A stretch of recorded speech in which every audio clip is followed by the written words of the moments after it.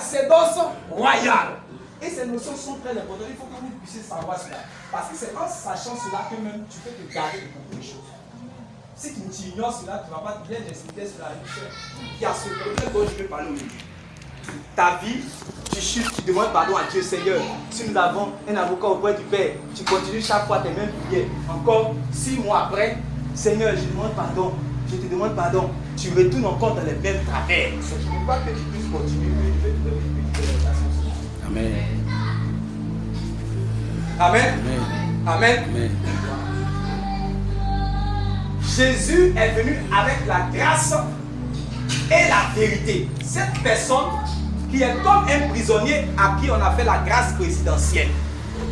On dit, monsieur le président a promulgué un décret. Il dit, toi, malgré tout ce que tu as fait, il y a un monsieur qui a égorgé un enfant dans cette nation. Il n'y a pas trop longtemps, ça peut faire 3 ans comme ça. Tout le monde l'a condamné. C'est-à-dire que tout le monde l'a condamné pour dire que lui là, toi, il faut aller, c'est-à-dire que tu vois. La prison même là, peut-être même prison même ça, c'est le plus petit supplice. Sinon toi même voilà, tu ne dois plus vivre. Vous voyez, donc cette personne-là, en fait, est dans une situation misérable. Vous comprenez? Donc cette personne qui est dans cette situation misérable, on va gracier cette personne. C'est comme ça que Dieu a eu pitié de lui. L'enfant d'époque s'appelait Kouba. Le criminel de Kouba. Voilà. C'est comme ça nous tous sommes ici. Nous sommes des criminels à cause d'un seul péché que nous avons commis dans notre vie. Amen. C'est pour ça que quand vous voyez très souvent les gens, c'est vrai que nous ne devons pas louer ce qui est mauvais, mais quand vous voyez que quelqu'un, soit un prisonnier, un voleur en attaque, on est en train de le frapper tout de suite, et puis vous êtes aussi avec ceux qui cherchent réellement à faire du mal, à prendre la pierre, mais pas animer de l'esprit. Mais pas animer de l'esprit du Seigneur. Parce que vous étiez comme cette personne. Amen. Et Dieu a eu pitié de vous. Je ne sais pas si vous me comprenez. Amen. Voilà. Dieu a eu pitié de vous. Donc cette personne-là qui était un criminel, un impie, et à qui on a fait le décret présidentiel, on l'a gracié. Cette personne-là sort. Donc le statut de cette personne-là, ça change mais ça ne change pas. Ça a changé. Ça change mais ça ne change pas. Ça a changé. Donc cette personne est passée de prisonnier à homme libre. J'étais un prisonnier et je ne suis plus un prisonnier. Bon, je vais vous poser maintenant une question. Cette personne-là qui avait éventré, qui avait égorgé, et que son statut aussi a changé, est-ce que les dispositions de son cœur, ce qui était dans son cœur, celui qui a amené cette personne-là à agir de la sorte, à aller éventrer, est-ce que cette disposition-là s'est finie dans son cœur? Non. C'est là maintenant que la vérité maintenant, qui est en Jésus, va rentrer en compte. Est-ce que suivez-moi bien? Si vous avez compris ça, ça va vous aider dans la marche. Et c'est ce que les apôtres ont enseigné aux chrétiens. Il y a une vérité qui est en Jésus. Vous avez déjà lu ça dans la Bible quand même. Quand vous lisez les Éphésiens, voilà, on parle de cela plusieurs fois en Colossiens. On dit il y a la vérité qui est en Jésus. De Jésus mort sur la croix. Amen. De Jésus crucifié, mort, enseveli et ressuscité là. Il y a une vérité qui est en lui. Et cette vérité-là, on doit apprendre cette vérité. C'est pour cela que cette personne qui était un criminel, qui a été graciée, quand la personne va sortir, on va essayer de faire quoi? On va essayer de sensibiliser cette personne pour changer sa manière, puisque la personne va aller dans la société. De peur que cette personne retourne à la même chose, les actions que cette personne a fait, ça va mener à aller en prison. On va enseigner devant cette personne, ne pas que cette personne répète la même chose. Ça, c'est ce qui est logique, même ça. Mais si on n'a pas enseigné cette personne, ou bien si cette personne a malgré qu'on lui a dit, voici comment tu dois te comporter maintenant dans la société pour qu'on puisse t'accepter, cette personne-là retourne encore dans les mêmes choses. Amen. On va dire non. Comme ton statut a changé là, et que tu étais prisonnier, et que c'est un décret présidentiel, c'est pas n'importe quelle personne qui t'a fait sortir. C'est le décret présidentiel qui t'a fait sortir. Et tu étais un prisonnier, tu n'es plus. Tu étais un criminel, tu n'es plus. Mais maintenant que tu as été retrouvé dans les mêmes travers, comme c'est le président qui t'a fait sortir, tu vas plus être en prison. Est-ce qu'on va dire non? Est-ce qu'on va dire non? Donc, le président, la société est sage. Mais Dieu est plus sage que la société et le président. Vous me comprenez? Dieu est plus sage que la société, le gouvernement et le président. Dieu est plus sage. Voilà pourquoi Jésus va venir avec sa parole. Sa parole nous sanctifie. Sa parole nous éclaire. Sa parole nous montre le chemin. Sa parole nous montre comment nous devons nous conduire pour plaire à Dieu. Sa parole nous rend parfaits. Amen. Ici, là, regardez, parce que quand je parle, peut-être que vous êtes habitué à lire beaucoup de choses, vous êtes habitué à lire beaucoup de notions de la parole, mais il faut bien comprendre ces notions. J'ai bien dit que vous qui êtes ici, y compris moi, nous ne sommes pas parfaits. Mais ce n'est pas parce que nous ne sommes pas parfaits que Dieu ne veut pas que nous devenions parfaits. Je ne sais pas si vous comprenez. Si Dieu ne veut pas que tu sois parfait, il va te dire soyez parfait. Ou bien quand il parle, ce n'est pas de l'abondance de son cœur qu'il parle. Dieu dit soyez parfait. Soyez mes imitateurs. Il sait que lui, il est saint, il est parfait, il de faire comme lui. Ça veut dire qu'il est en train de te dire de devenir parfait. Si tu t'attelles à faire ce qu'il t'a dit, tu vas devenir, mais tu ne vas pas devenir. Ça, tu as dit non que si la terre, personne n'est parfait. Donc, tu la terre, la personne. Et c'est ce genre de raisonnement que nous avons. C'est ça qui fait que le Saint-Esprit qui est venu nous aider pour cela, on est en train de l'offenser. Amen. On est en train de l'offenser. Quand je parle à la fois à ceux qui sont devenus enfants de Dieu, et je parle aussi à ceux-là qui n'ont pas encore fait la paix avec le Seigneur Jésus. Amen. Amen. Amen. Donc, je disais que le Seigneur est venu avec la grâce et la vérité. Donc, cette personne-là à qui on a fait grâce, on a changé son vêtement, son statut. On l'a gracié. Cette personne doit maintenant apprendre comment elle doit se conduire dans la société. Je vais poser une autre question. Le Seigneur Jésus, tout le monde sait qu'il est venu pour mourir, c'est ça, non? Comme la victime expiatoire, pour que les pécheurs soient absous de leur faute, ils deviennent saints, habités avec Dieu pour tous les jours. Amen. Amen. Mais quand Jésus, comme vous lisez Luc chapitre 4, oui, Luc chapitre 4, Jésus va aller dans la synagogue et Jésus va prendre le rouleau du livre. Il va tomber sur Ésaïe chapitre 61 là. Et il va commencer à dire l'Esprit du Seigneur est sur moi. Parce que le Seigneur m'a mandaté pour guérir, pour délivrer les captifs, pour annoncer une année de grâce de l'Éternel. Amen. Amen. Quand il a fini de dire ça, les Juifs étaient assis, ils étaient contents. Ils étaient contents. Ils n'étaient pas contents. Ils cherchaient à le mettre à mort. Ils cherchaient à le mettre à mort. Mais il était venu pour mourir. Pourquoi Dieu n'a pas permis qu'il meure? Mais on dit qu'il était dans leur main comme ça, on l'a attrapé, on l'a saisi comme ça, on l'a attrapé. On l'a envoyé sur une falaise, sur une haute montagne, voilà, une autre falaise. On va le jeter comme ça, il va mourir. Mais si c'est les Juifs qui l'avaient pris, donc c'est les Juifs, c'est pas les mêmes Juifs là qui l'ont mis à mort encore sur la croix. Pourquoi Dieu n'a pas permis qu'il meure? Oui, son temps n'était pas encore arrivé. Son temps n'était pas encore arrivé, oui. La vérité d'abord on donne l'enseignement. Voilà. Ici, regardez qu'on est dans Luc 4. Jésus vient, il commence son ministère. Amen. Parce qu'il était au dehors, il prêchait que répentez-vous car le royaume de Dieu est proche. Marc chapitre 1, Marc chapitre 6. Il disait aux gens que le royaume de Dieu. Maintenant, quand il est rentré dans la synagogue, c'était au tout début de son ministère. Donc, ça veut dire que tout ce que tu as reçu comme enseignement qui est dans l'évangile, si Jésus mourait là, toi tu n'allais pas savoir. Ça veut dire que Quand on te gifle sur la joue gauche, il faut donner l'autre joue. On n'avait pas savoir. Quand ton frère est dans le besoin, et qu'il dit qu'il a besoin d'aide, hein, et que le Seigneur Jésus dit de donner là, toi, tu n'allais pas connaître cet enseignement. Ne vous amassez pas le bien de la terre, mais amassez-vous un trésor dans le ciel. Tout ça, tu n'allais pas connaître ça. Ce n'est pas le sang de Jésus qui allait t'enseigner ça.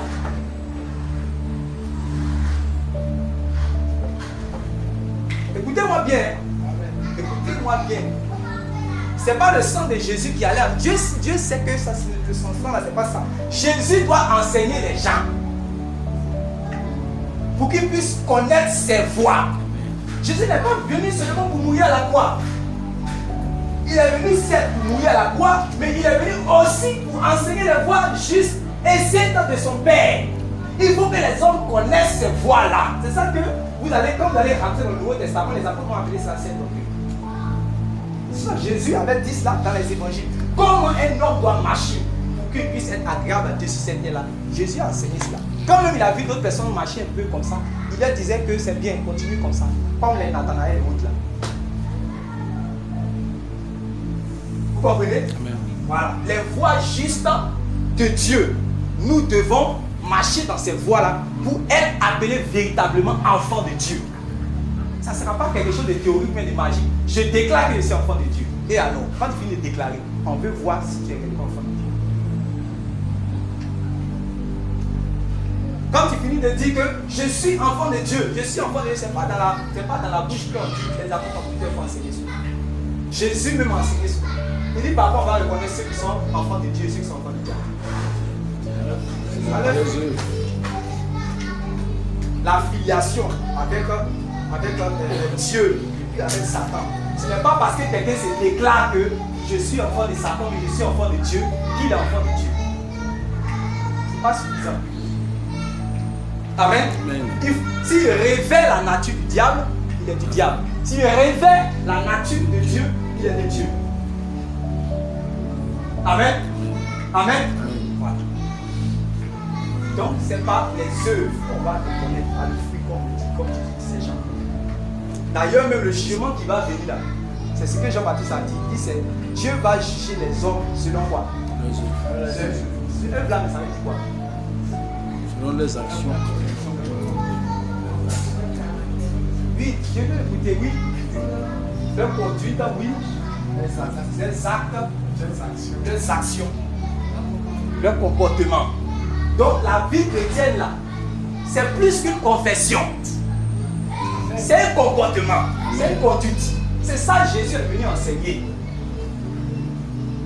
Par sa mort, son enseignement et sa résurrection, il va donner en fait aux hommes d'entrer dans cette grâce où on a la capacité de vivre comme Dieu le veut. Amen. Amen. Et il va maintenant nous enseigner les voies de Dieu. Quand vous êtes dans Jean 6, verset 45, là-bas, vous disait que personne ne peut venir au Fils si le Père ne l'a dit. C'est la fille de 10. Le verset qui suit, il dit ceux-là, ils seront tous enseignés de Dieu. Ils seront tous enseignés de Dieu.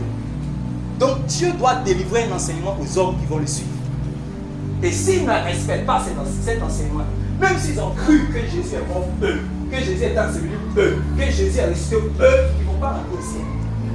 Il y a beaucoup d'exemples comme ça. J'ai parlé dernièrement avec un témoin de Jéhovah. Jean chapitre 17, verset 3. Il a collé ça devant moi. Il dit que oui, la vie éternelle, celle qui te connaît, toi, le seul vrai Dieu, et celui que Dieu envoie. Il dit amen, il croit à cette parole. Mais la connaissance dont tu parles, c'est de quelle connaissance tu parles? C'est le nom, c'est pas comme eux, ils se sont attribués Jéhovah, ça c'est eux. Donc c'est le nom Jéhovah, là, quand tu connais ça, lui, celui qui l'a envoyé Jésus-Christ, quand tu connais ça, c'est que tu as gagné de la vie éternelle, le paradis comme ça, c'est ça. Avec beaucoup de paroles que j'ai lues dans la Bible, c'est pas ce que moi j'ai vu. Je vais vous donner par exemple Matthieu 7, verset 21. Vous avez déjà lu ça. Les gens vont venir devant le Seigneur. Jésus a dit cette parole-là. Bon, c'est ça s'accomplit. Oui ou non? Donc c'est la vérité. Les gens vont venir devant le Seigneur et ils vont dire Seigneur.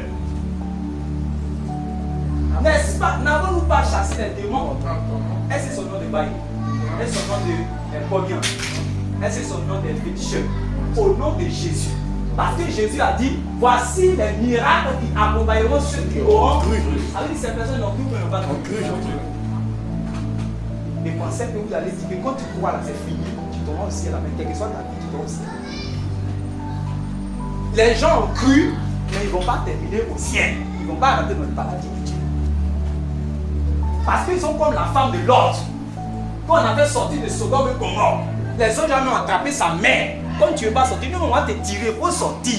Elle est sortie avec son mari, elle est sortie avec ses deux filles. Ils sont sortis, on les a attrapés. On les fait sortir de Sodome et Gomorrhe. Quand ils sont arrivés, ils sont sortis de la ville, les anges ont dit courez. Ne vous arrêtez pas sur le chemin, ne regardez pas en arrière. Elle dit ah, mais vous nous avez déjà fait sortir de Sodome et Gomorrhe, le feu est déjà en train de tomber là-bas. C'est parce que Dieu voulait nous sauver qu'il nous a fait sortir. Comment encore tu peux nous dire que de ne pas regarder en arrière, de ne pas nous arrêter sur le chemin? C'est que donc ça là seulement, ça va faire que quelque chose va arriver quoi. Tous ces éléments c'était dans son esprit. Vous comprenez? Et pendant que les autres sont en train de courir, sans regarder en arrière, elle s'arrête, elle retourne, elle regarde en arrière. Qu'est-ce qui est arrivé? Statue de sel. Souvenez-vous de la femme de Lot. Amen. Amen. Les mêmes anges qui sont venus attraper ta main pour te faire sortir. C'est les mêmes anges à qui on a confié un enseignement pour te dire de ne pas regarder en arrière, de ne pas t'arrêter sur le chemin. Le même Seigneur qui est venu dans le monde sauver les hommes par sa mort, son ensevelissement, sa résurrection. Amen. C'est le même Seigneur qui est venu déballer le rouleau compresseur de la vérité. Si quelqu'un désobéit volontairement à cela, tout en croyant même au Seigneur Jésus, sera malheureux de se trouver dans les flammes de l'enfer. Amen. Amen. Amen. Amen. Amen. Ces choses que je vous dis, il faut comprendre ça d'abord. C'est des choses basiques. Il faut comprendre ça bien d'abord. C'est ça. Et on va jeter des choses pour construire là-dessus. Il faut que vous puissiez comprendre. Ce sont ces choses-là qui vous donnent, en fait, c'est ce qu'on appelle la crainte de Dieu. La crainte de Dieu. Il faut craindre Dieu. Dieu qu'on le sait. Il faut le craindre.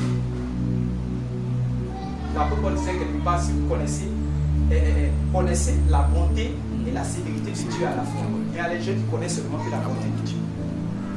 Je n'ai pas équilibré. Il y a d'autres aussi qui connaissent seulement que la sévérité de Dieu. Ils ne sont pas équilibrés. C'est ce genre de personnes-là, quand ils tombent dans le péché, ils sont chrétiens, ils sont pas dans le péché. Dieu ne peut pas me pardonner. Je suis destiné à l'enfer. Le péché est trop grave. Moi, espère qui prêche comme ça là. Je suis tombé, il y a quelque chose qui m'est arrivé. Donc, je ne suis plus digne. Je m'en vais dans le monde. C'est fini pour moi. On n'est pas à côté de Dieu. Parce qu'il ne sait pas que c'est comme ça qu'il était. Puis Dieu a eu pitié de nous pour sauver. Oui ou non? Oui. Tu dois reconnaître la bonté de Dieu. En même temps, sa sévérité. Parce que Dieu va juger. Si un homme, ça c'est les choses que si un homme ne sait pas. Voilà pourquoi la doctrine du jugement éternel, du jugement dernier, c'était établi dans l'Église. On enseignait ça. Dieu va juger selon les actions de tout le monde. Tout ce qu'il a fait, donc ça veut dire qu'il doit soigner les actions sur la terre. Ça c'est aussi simple que ça. Il n'y a pas de théologie grande là, il n'y a pas de théologie là-dessus. Dieu va juger les actions des hommes. Jean-Baptiste a dit, il rendra à chacun selon ce qu'elles sont. Jésus m'a répété sur la voie d'Apocalypse. Il dit, toutes les églises vont savoir cela. Je suis celui qui sont les lecteurs et les reins. Je vais rendre à chacun selon ce qu'elles sont. Donc toi à qui on a dit cela, la vérité qui est en Jésus va t'amener à réglementer tes actions.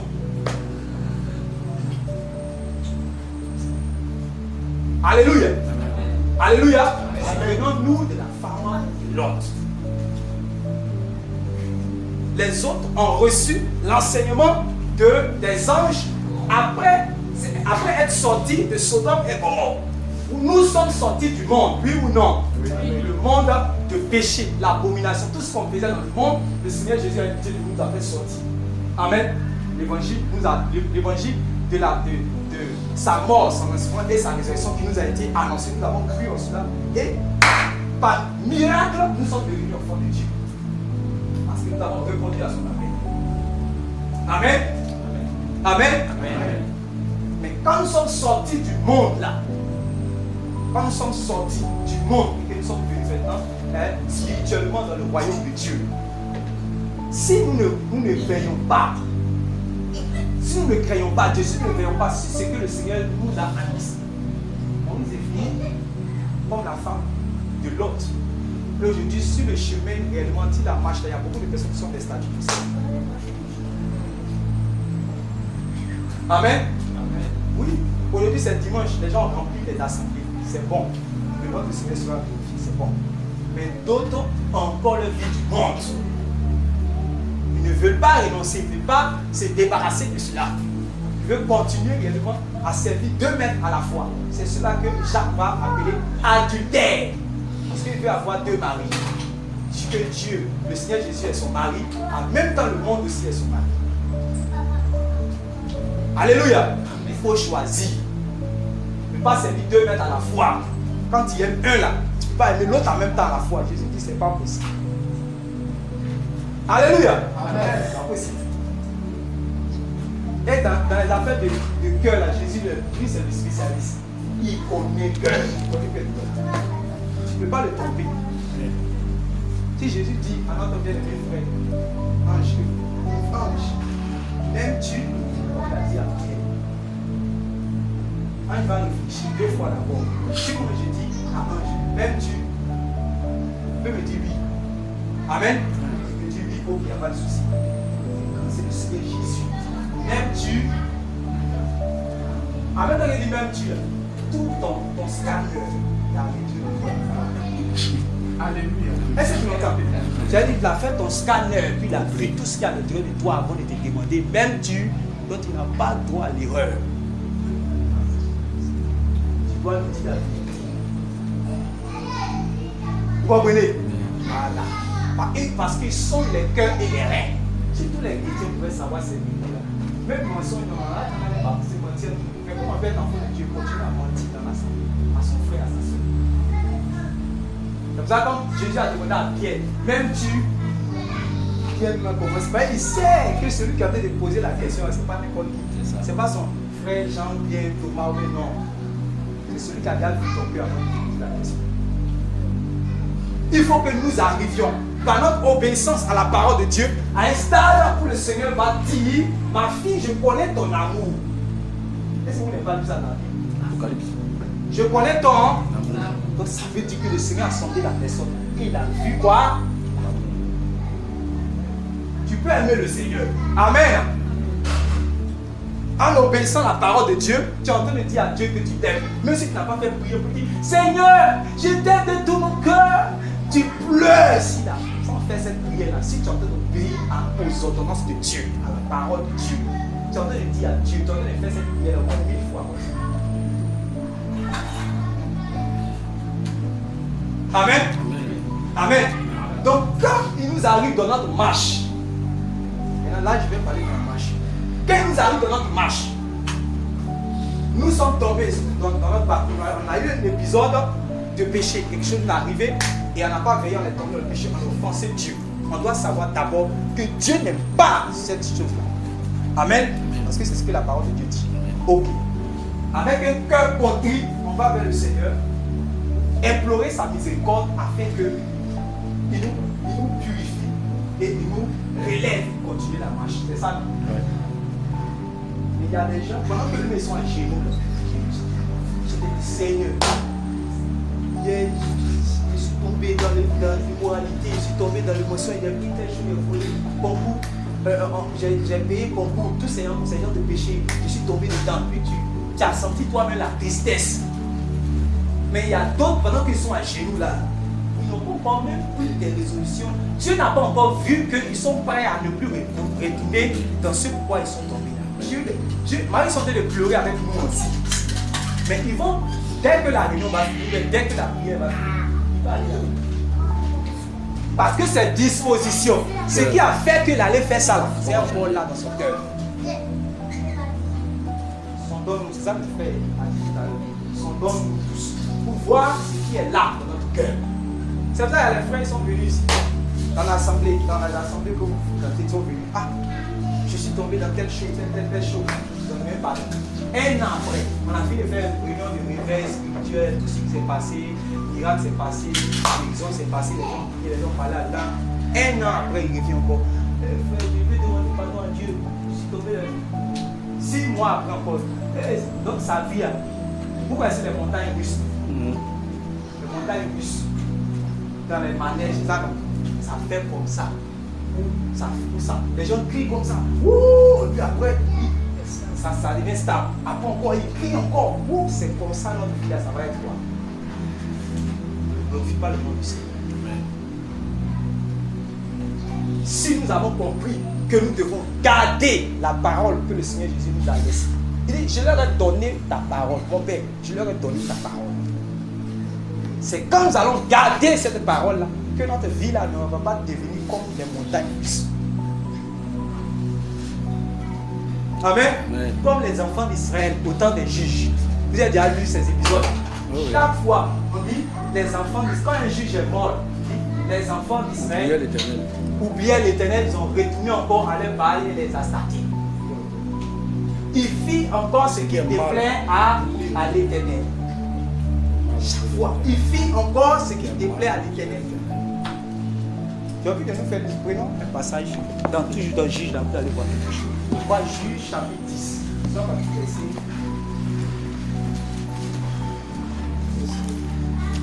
Vous êtes avec moi, vous suivez.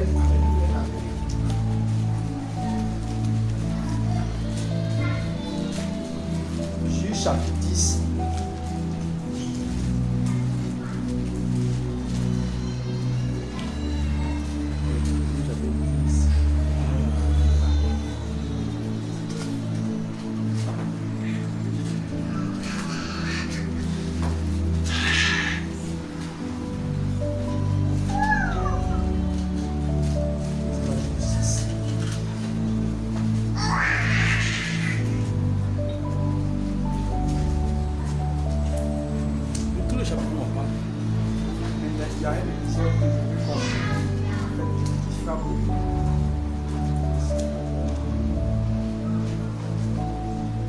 Dans cet épisode où les enfants d'Israël sont en train de dire à Dieu qu'en fait, ils ne vont même pas, ils ne vont plus reculer en fait. Et après, quand vous allez le voir,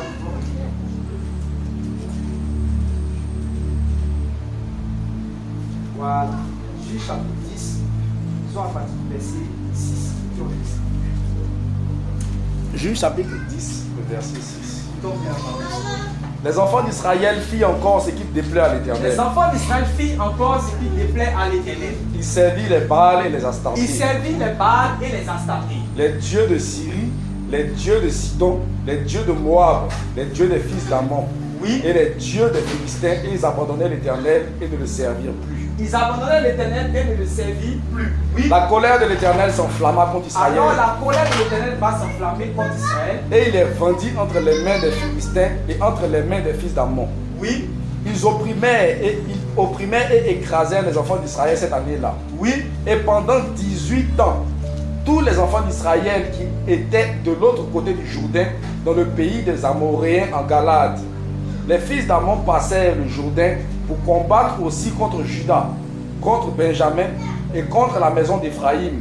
Et Israël fut dans une grande détresse. Et Israël fut dans une grande détresse. Regardez. Les enfants d'Israël crièrent à l'Éternel en disant, les enfants d'Israël criaient à l'Éternel. Oui. Nous avons péché contre toi. Nous avons péché contre toi. Car nous avons abandonné notre Dieu et nous avons servi les Baals. Car nous avons abandonné notre Dieu et nous avons servi les Baals. L'Éternel dit aux enfants d'Israël, oui. Ne vous ai-je pas délivré des Égyptiens, oui, des Amoréens, des fils d'Ammon et des Philistins? Et lorsque les Sidoniens, Amalek et Mahon vous opprimèrent et que vous criâtes à moi, ne vous ai-je pas délivré de leurs mains? Mais vous m'avez abandonné et vous avez servi d'autres dieux. C'est pourquoi je ne vous délivrerai plus. Allez invoquer. Regardez comment Dieu parle ici. Vous voyez que Dieu, quel est son sentiment? Quand vous lisez la Bible, tout ça, c'est ça qui doit vous intéresser. Chaque écriture a l'esprit, de l'écriture. Amen. C'est l'esprit, je veux parler du sens. Amen. Un sentiment de regret. Un sentiment de regret. Dieu est quoi? Dieu est fâché. Donc, vous avez un passage qui montre que Dieu se fâche. Dieu se fâche contre son bien-aimé. Dieu se fâche parce que son bien-aimé est en train de faire quelque chose. Il ne plaît pas. Amen. Je continue. Vous allez invoquer les dieux que vous avez choisis, Oui. qui vous délivrent au temps de votre détresse. Oui. Les enfants d'Israël dirent à l'Éternel, nous avons péché. Nous avons péché. Traite-nous comme il te plaira. Traite-nous comme il te plaira. C'est seulement daigne nous délivrer aujourd'hui. Oui. Et ils ôtèrent les dieux étrangers du milieu d'eux Ils et sont servirent l'Éternel. les dieux étrangers qui étaient au milieu d'eux et ils Servirent l'Éternel, oui, qui fut touché des maux d'Israël. oui, Les fils d'Amon se rassemblèrent et campèrent en Galade. Et les enfants d'Israël se rassemblèrent et campèrent à Mitzpah. oui. Le peuple, les chefs de Galade, se dirent l'un à l'autre, quel est l'homme qui commencera l'attaque contre les fils d'Amon? On peut s'arrêter là. Donc, Amen. vous avez vu que les enfants d'Israël étaient dans un état de regret, de contrition, quand ils ont vu que la colère de Dieu était manifestée, quand ils ont vu que Dieu s'est fâché contre eux. C'est ça, non? Donc, ils sont débarrassés de tout ce que Dieu ne voulait pas au milieu d'eux. Ils sont débarrassés de tous ces idoles pour revenir à l'Éternel.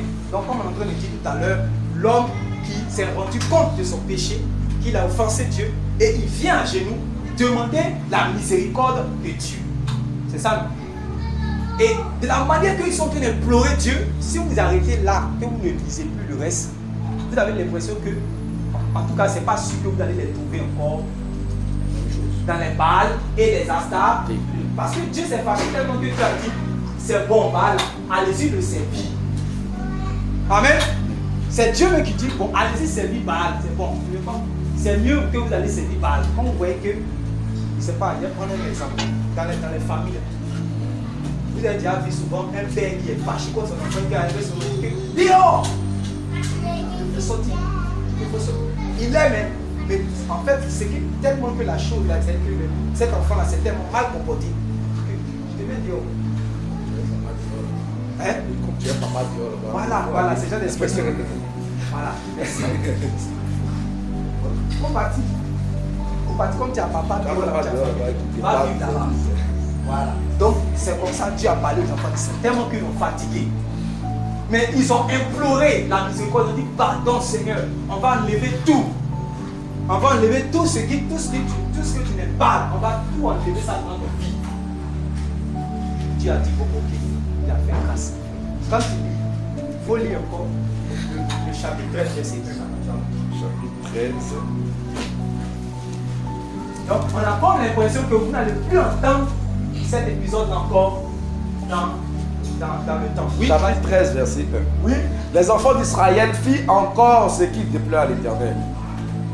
Les enfants d'Israël firent encore ce qui déplaît à l'Éternel. Et l'Éternel les livra entre les mains des Philistins pendant 40 ans.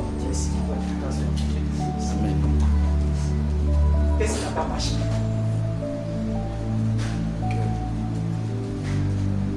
C'est des choses que nous devons étudier. Qu'est-ce qui n'a pas marché? Est-ce que Dieu ne les a pas pardonnés? Si. Mais il y a quelque chose qui n'a pas marché. Et depuis même, en fait, depuis le temps de Moïse, Dieu avait dit cela à Moïse. Dieu avait dit à Moïse, à un certain moment, les enfants d'Israël étaient en train de pratiquer tellement, leur cœur était endurci. C'est comme ça chaque fois il dit que peuple au bout raide. Amen. Donc ils étaient tellement endurcis. À un certain moment, Dieu aussi a dit une parole comme ça. Il dit que je sais que quand vous allez partir, non, vous allez m'abandonner. Ça c'est dans Deutéronome. Deutéronome. On va prendre ce passage sur la route, vous allez voir. Et ça va nous permettre de comprendre ce que je veux dire.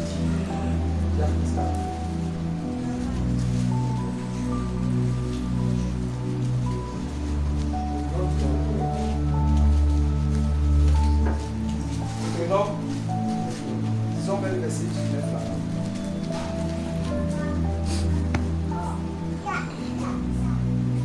Maintenant, écrivez ce cantique.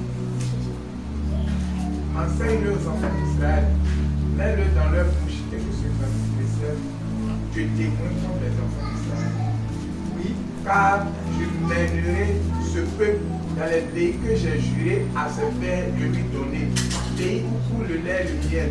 Il mangera, se rassasiera, s'engraissera, puis il se tournera vers d'autres dieux. Oui. Et les servira. Il me méprisera et violera mon alliance. Oui. Quand alors il sera atteint par une multitude de maux et d'afflictions, ce cantique qui ne sera point oublié et que la postérité aura dans la bouche, déposera comme témoin contre ce peuple. Je connais en effet ces dispositions qui déjà se manifestent aujourd'hui, ayant même que je l'ai fait entrer dans le pays que j'ai juré de lui donner. Amen. Amen. Vous avez vu quelque chose. Regardez, même disposition. Dieu dit, ils ne sont pas encore rentrés à Canaan. Dieu dit que je sais qu'ils vont rentrer à Canaan, ils vont m'abandonner. Est-ce que ça c'est prédestination? C'est-à-dire que Dieu les a destinés à l'abandonner. Dieu ne peut pas faire ça. Quand le bon Dieu que Jésus lui présenter, il ne peut pas faire ça. Prédestiner quelqu'un à lui faire du mal, celui qu'il a appelé son peuple. Lui, Dieu va lui dire que je sais, ils vont aller m'abandonner. Non seulement ce n'est pas la volonté de Dieu, mais ce n'est pas Dieu qui va les pousser à l'abandonner ici. Amen. Ce n'est pas qu'ils sont destinés à désobéir à Dieu. Parce que Dieu dit, je sais qu'ils vont partir, ils vont me désobéir, ils vont aller adorer d'autres dieux. Maintenant Dieu a donné la raison pour le verset. Vous l'avez pas vu? Oui, bien sûr. Il a dit quoi? Il dit les dispositions. Je connais en effet cette disposition qui déjà se manifeste aujourd'hui. Voilà. Avant même qu'ils ne rentrent là-bas, déjà leur disposition, c'est-à-dire que leur mentalité, leur cœur, ça m'appelle cœur. Cœur, là. Leur pensée, leur manière d'agir, c'est que leur disposition. De la manière que je vois leur disposition, je sais comment ils vont se comporter.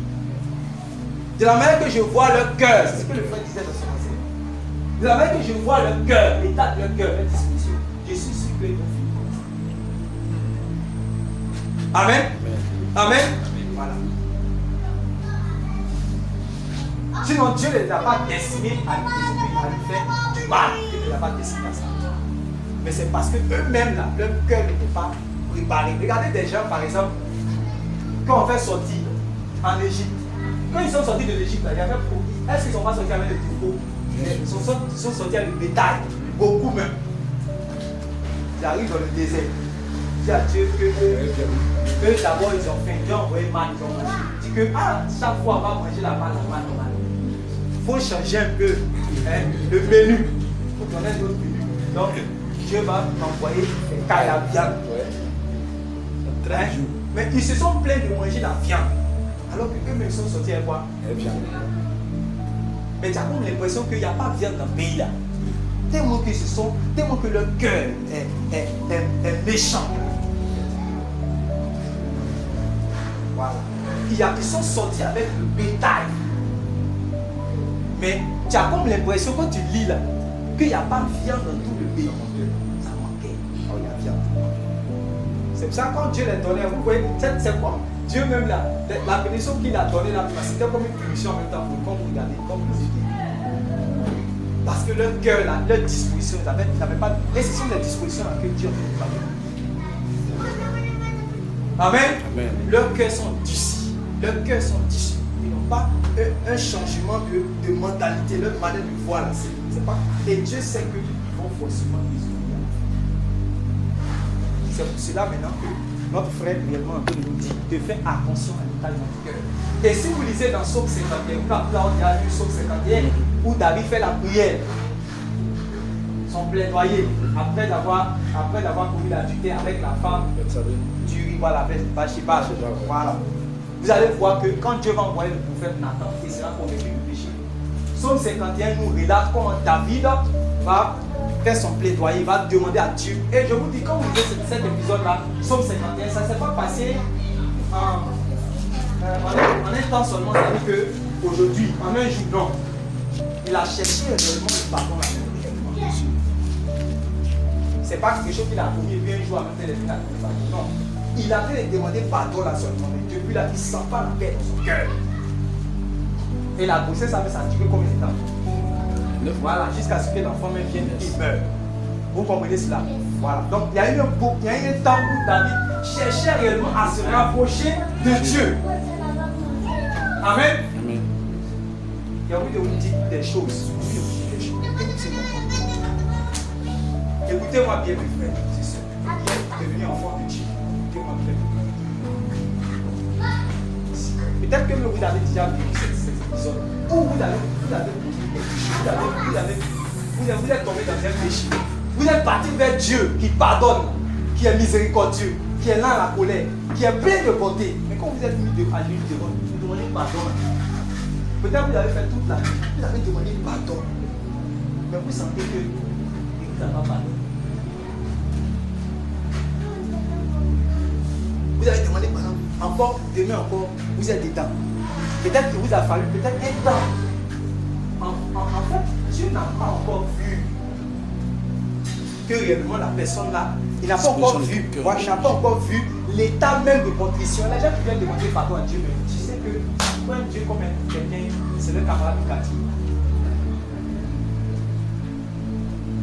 Écoutez-moi bien, je me rappelle qu'il y a certains frères qui vivaient mal tout et tout. Et on leur a demandé de venir se confesser, c'est des anciens. Mais quand ils sont venus maintenant, tu as l'impression que on dirait que Dieu est obligé de leur donner pardon. Ce n'est pas comme ça. L'homme même là, quand tu vas demander pardon, il est obligé de lui pardonner. Il y a une certaine disposition de s'approcher de Dieu. On parle de jeûne souvent dans la parole de Dieu. Parce que pourquoi Dieu veut qu'on jeûne? Tu as pris son jeûne. Jeûne, on appelle ça quoi? C'est sûr. De manière pratique, là, à la fin, jeûne, tu vas faire quoi là? Tu vas te priver de. C'est physique ou c'est spirituel? C'est physique. Mais ici là, ce qui est physique là, Dieu voit cela comme étant quelque chose de spirituel. En fait, il veut t'emmener dans un état de quoi? C'est l'état de cœur, la disposition du cœur. Oui, mais il veut faire quoi? De communion parfaite. Oui, mais en réalité, il veut que tu comme vous disiez le jeûne selon Dieu là. Voilà. Tu vas aller demander pardon, tu as fini de faire, même dans vos relations à la maison, tu as fini de faire ce que il faut me pardonner. La pardon ici. Qui a accepté Jésus comme ça? Je vous pose une question, je vous conçois, vous allez comprendre les choses, qui a accepté Jésus de cette manière? Qui a commencé à marcher avec le Seigneur comme ça? Nous tous, on n'est pas des petits. On n'était pas à terre comme des ruisseaux. C'est pour cela que quand tu vas dans les eaux du baptême, quel que soit ton taille, ta taille, c'est quelqu'un qui a dit qu'on doit te faire un bébé. Tu te dis que tu n'es rien. Tu te dis que tu dois t'abaisser.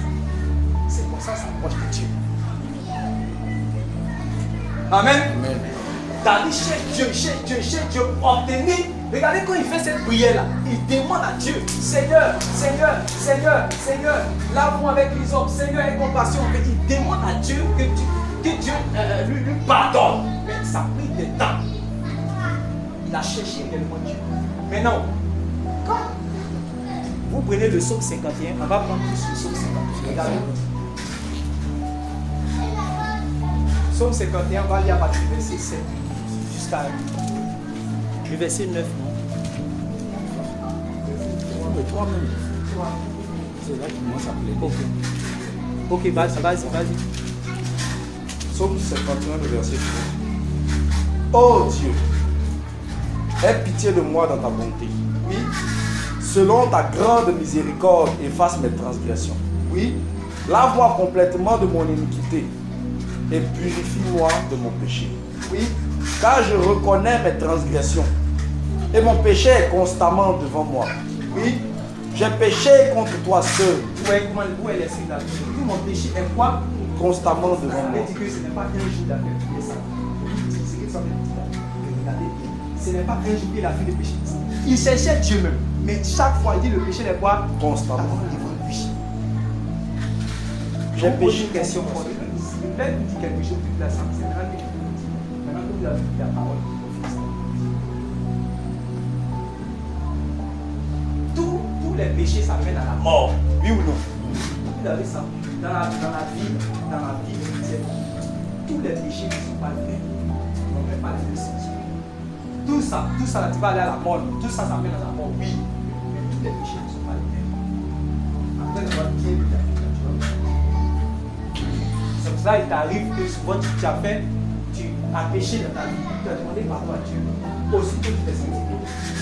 Il y a des fois, il y a des actions que tu avais fait là. Hein? Tu demandes pardon à Dieu, tu vois que ce n'est pas bon. Dieu veut que tu dis, va confesser encore. Alors que tu es parti dans ta chambre, tu as demandé pardon, tu as pleuré, tu as touché toi sur le c'est pas fini. Viens dans l'assemblée ici et dis à tout le monde avant que je te pardonne. Pourtant, tu as demandé pardon depuis avant. Pourquoi? Pourquoi il veut que tu arrives jusqu'à ce niveau?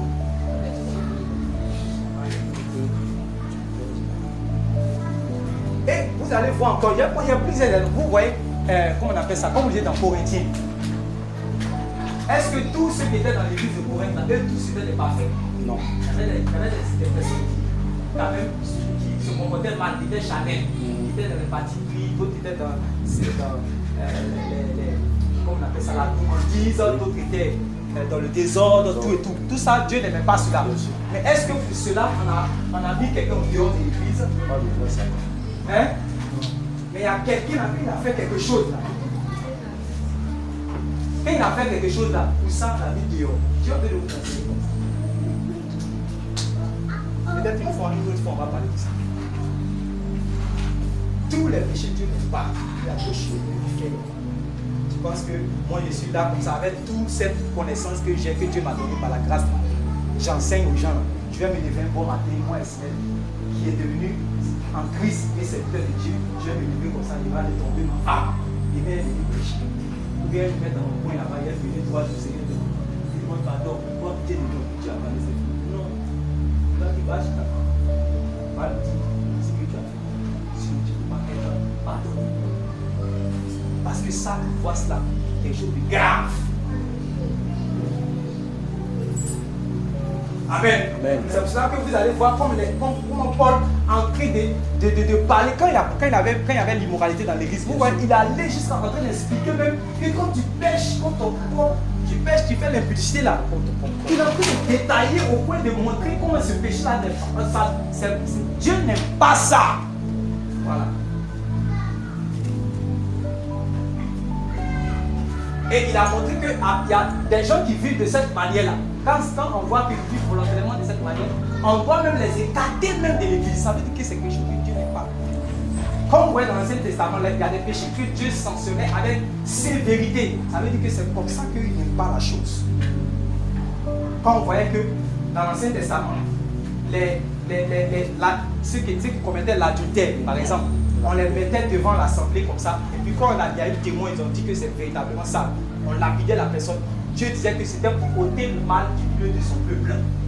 Mais Dieu il n'était pas en train d'enseigner aux gens que c'est un tyran, c'est quelqu'un qui est méchant, qui détruit. Non, il est en train de montrer qu'il est saint, qu'il ne veut pas cela. Et ça, là, ce petit-là, il n'aime pas ça. Amen. Mais toi, comme tu te dis que moi, je suis dans la nouvelle alliance, comme on ne peut pas appliquer la même sanction, tu prends le caillou pour te lapider, donc tu te dis que ça, c'est un péché qui n'a pas de problème. Amen.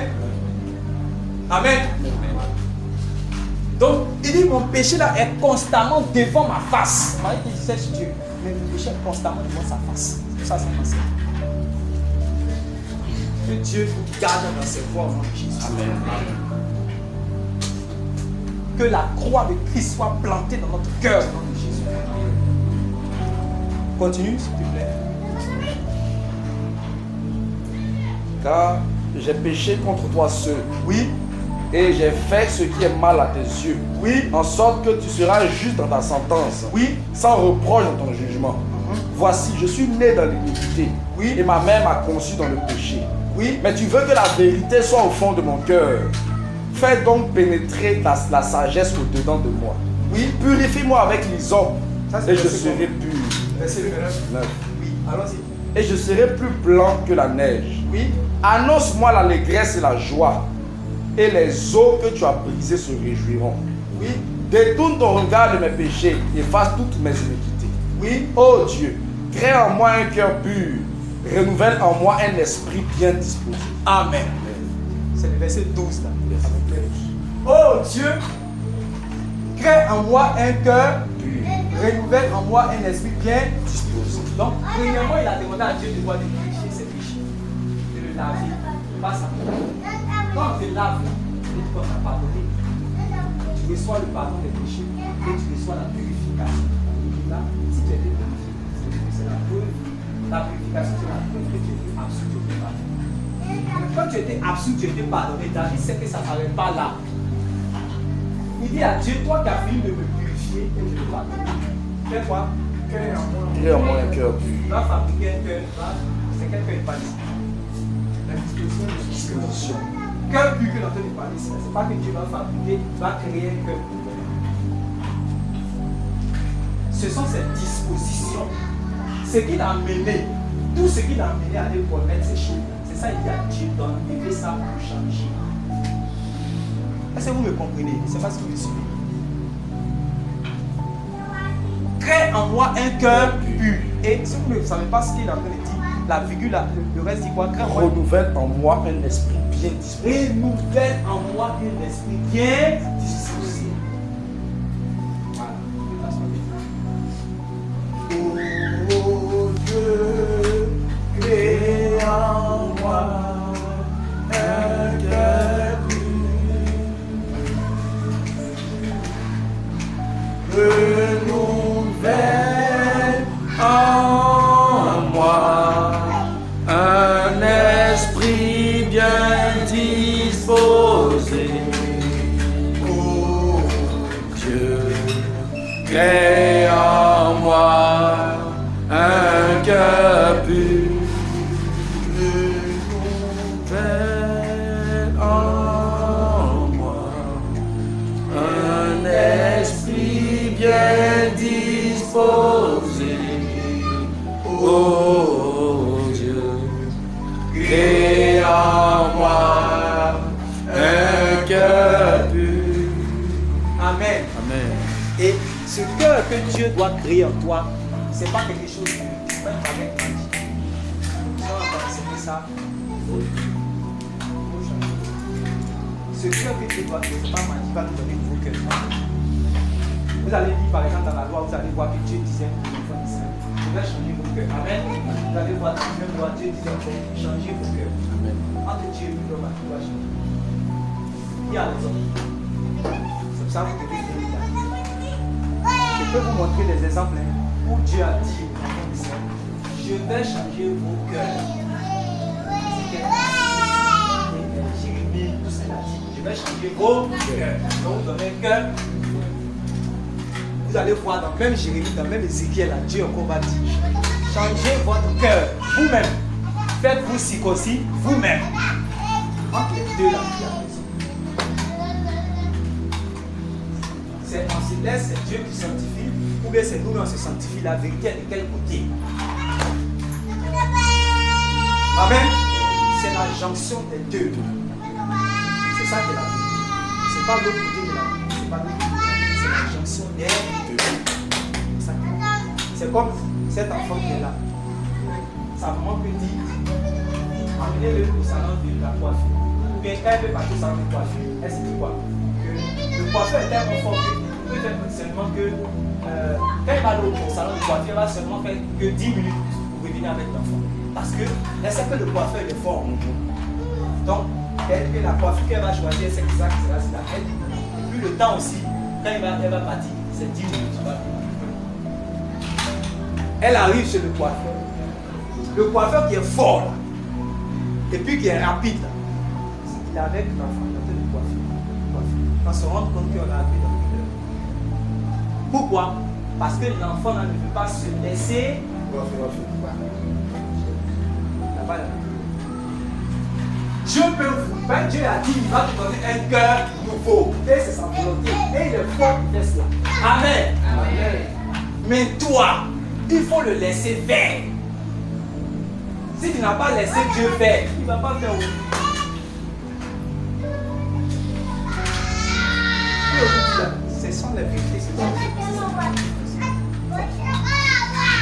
qui était parti. C'est pour cela que, c'est-à-dire que plus tu es bien disposé là, ta transformation, ça va se manifester plus vite. Plus tu n'es pas bien disposé, ça va durer, ça va prendre du temps. C'est comme ça. Je vous en supplie, écoutez bien ces paroles, c'est comme ça. Si tu n'es pas bien disposé, Dieu qui est, comment il s'appelle même, Étienne, dans Actes chapitre 7, verset 21 là-bas, il disait que les enfants d'Israël sont en train de se comporter comme leurs pères, qui ont toujours résisté à qui? Dieu.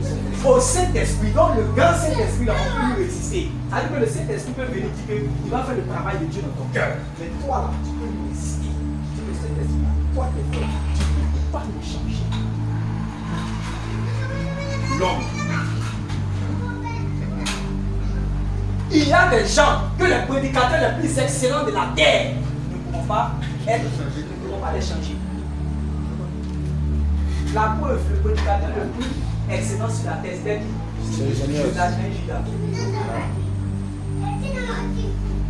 c'est pas le même enseignement que les autres entendaient. Quand il dit, le royaume des cieux est semblable à ceci. L'oreille là, ça rentrait, non? Eux tous étaient là, ils entendaient la même parole. Pourquoi pour que ça n'a rien fait? Est-ce que c'est l'enseignement qui n'était pas bon? Tu peux avoir le plus grand message. Non, je prêche. Mon message c'est le royaume de Dieu. Mon message c'est la croix. Mon message c'est le renouvellement de l'intelligence. Mon message c'est l'eau et l'esprit. Mon message c'est le sang. Tout ça c'est bon. Tout ça, tu peux avoir toute cette révélation. Mais l'homme qui doit recevoir, s'il n'est pas disposé sur son cœur, il ne pourra pas. Il y a des gens que le grand Dieu tout-puissant ne pourra pas changer. Ce que je dis là, pour un verset extra de 1000 personnes, où il y a des grands théologiens, je veux le dire, c'est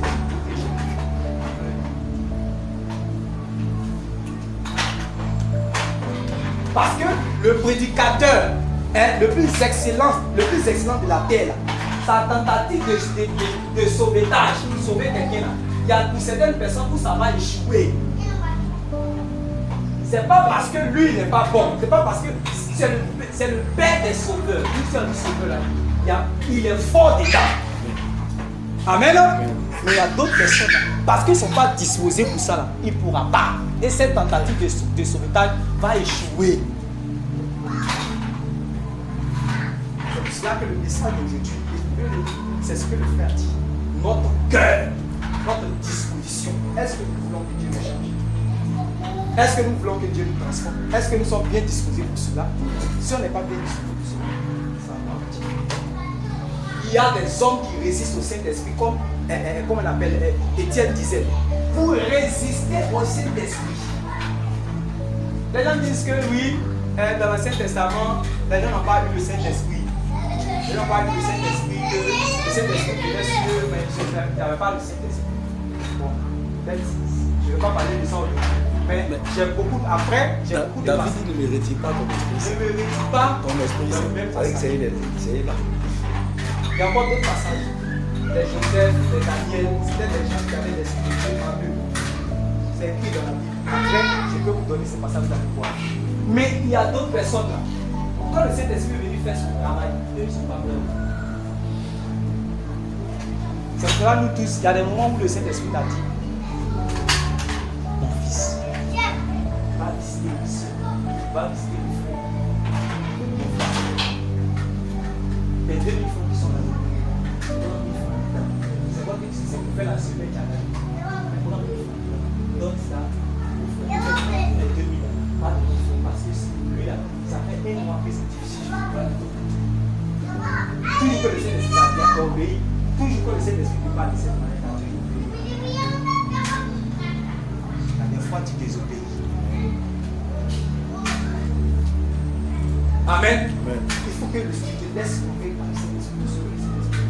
Tu obéis comme notre Père Abraham.